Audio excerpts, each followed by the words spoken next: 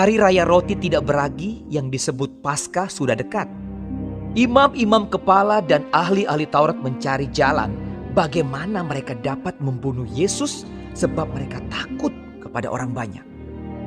Maka masuklah iblis ke dalam Yudas yang bernama Iskariot, seorang dari ke-12 murid itu.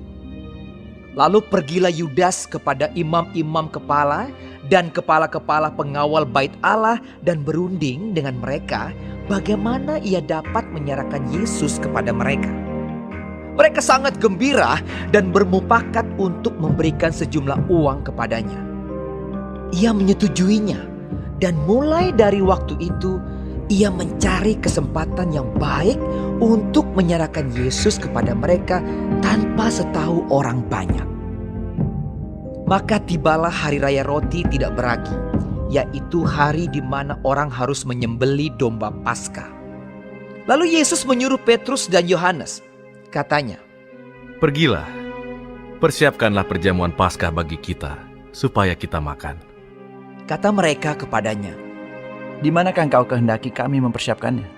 Jawabnya, "Apabila kamu masuk ke dalam kota, kamu akan bertemu dengan seorang yang membawa kendi berisi air. Ikutilah dia ke dalam rumah yang dimasukinya. Dan katakanlah kepada tuan rumah itu, 'Guru bertanya kepadamu, di manakah ruangan tempat aku bersama-sama dengan murid-muridku akan makan Paskah?' Lalu orang itu akan menunjukkan kepadamu sebuah ruangan atas yang besar, yang sudah lengkap. Disitulah kamu harus mempersiapkannya." Maka berangkatlah mereka dan mereka mendapati semua seperti yang dikatakan Yesus kepada mereka. Lalu mereka mempersiapkan Paskah. Ketika tiba saatnya, Yesus duduk makan bersama-sama dengan rasul-rasulnya. Katanya kepada mereka, "Aku sangat rindu makan Paskah ini bersama-sama dengan kamu sebelum aku menderita. Sebab aku berkata kepadamu, aku tidak akan memakannya lagi sampai ia beroleh kegenapannya dalam kerajaan Allah." Kemudian ia mengambil sebuah cawan, mengucap syukur, lalu berkata, "Ambillah ini dan bagikanlah di antara kamu. Sebab aku berkata kepada kamu, mulai dari sekarang ini, aku tidak akan minum lagi hasil pokok anggur sampai kerajaan Allah telah datang." Lalu ia mengambil roti, mengucap syukur, memecah-mecahkannya, dan memberikannya kepada mereka. Katanya, "Inilah tubuhku yang diserahkan bagi kamu. Perbuatlah ini menjadi peringatan akan aku." Demikian juga dibuatnya dengan cawan sesudah makan. Ia berkata, "Cawan ini adalah perjanjian baru oleh darahku yang ditumpahkan bagi kamu. Tetapi lihat, tangan orang yang menyerahkan aku ada bersama dengan aku di meja ini. Sebab Anak Manusia memang akan pergi seperti yang telah ditetapkan. Akan tetapi, celakalah orang yang olehnya ia diserahkan." Lalu mulailah mereka mempersoalkan siapa di antara mereka yang akan berbuat demikian. Terjadilah juga pertengkaran di antara murid-murid Yesus. Siapakah yang dapat dianggap terbesar di antara mereka? Yesus berkata kepada mereka, Raja-raja bangsa-bangsa memerintah rakyat mereka, dan orang-orang yang menjalankan kuasa atas mereka disebut pelindung-pelindung. Tetapi kamu tidaklah demikian, melainkan yang terbesar di antara kamu hendaklah menjadi sebagai yang paling muda, dan pemimpin sebagai pelayan. Sebab siapakah yang lebih besar, yang duduk makan atau yang melayani? Bukankah dia yang duduk makan? Tetapi aku ada di tengah-tengah kamu sebagai pelayan. Kamulah yang tetap tinggal bersama-sama dengan aku dalam segala pencobaan yang aku alami.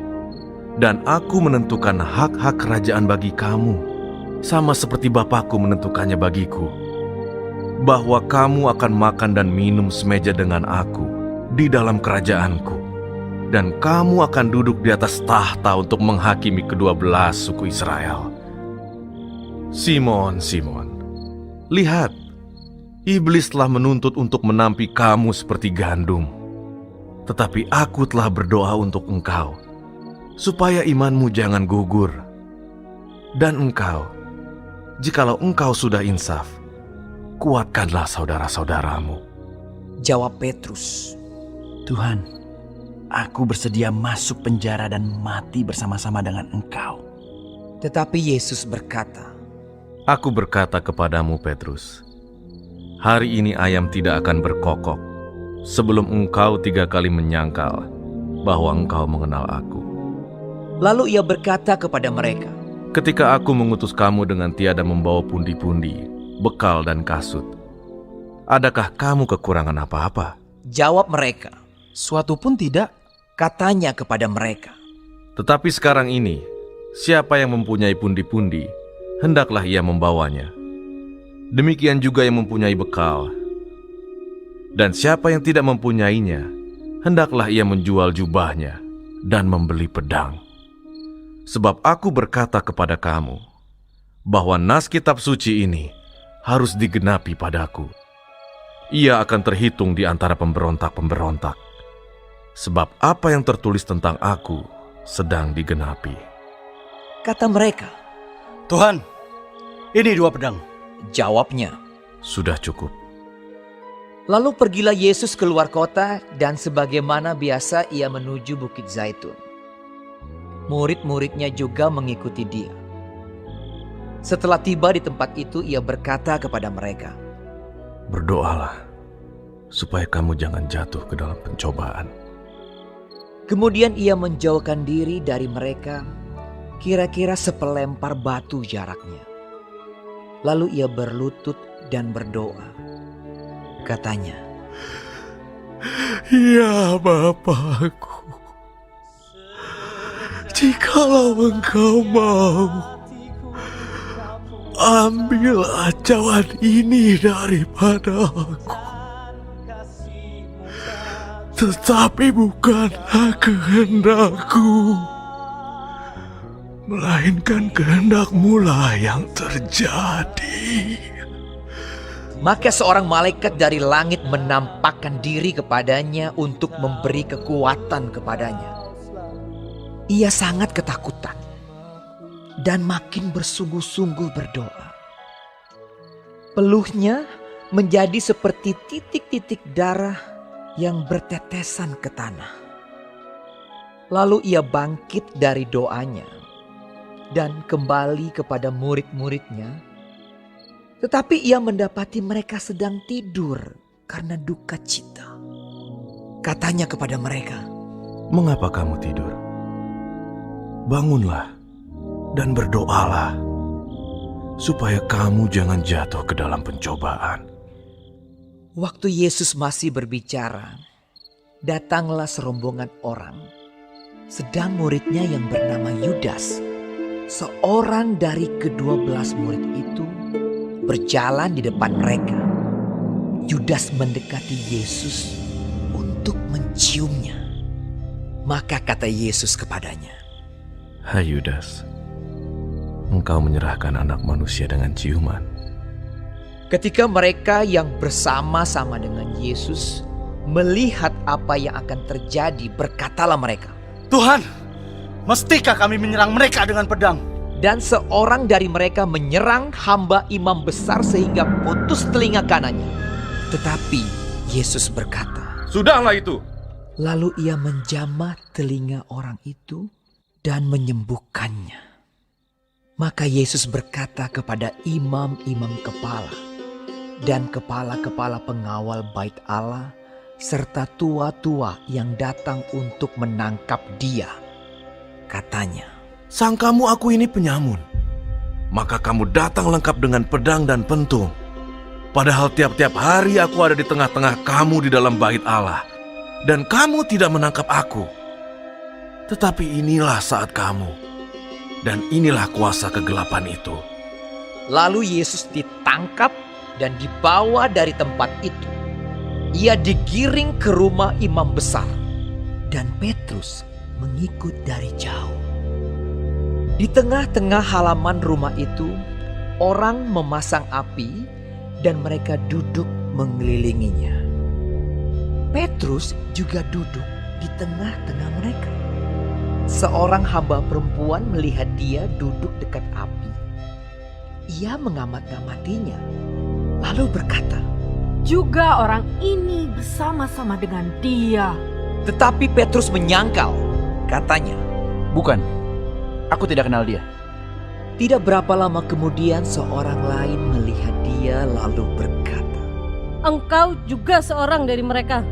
Tetapi Petrus berkata, Bukan, aku tidak. dan kira-kira sejam kemudian seorang lain berkata dengan tegas, Sungguh, orang ini juga bersama-sama dengan dia, sebab ia juga orang Galilea. tetapi Petrus berkata. Bukan, aku tidak tahu apa yang kau katakan. Seketika itu juga, sementara ia berkata, berkokoklah ayam. Lalu berpalinglah Tuhan memandang Petrus.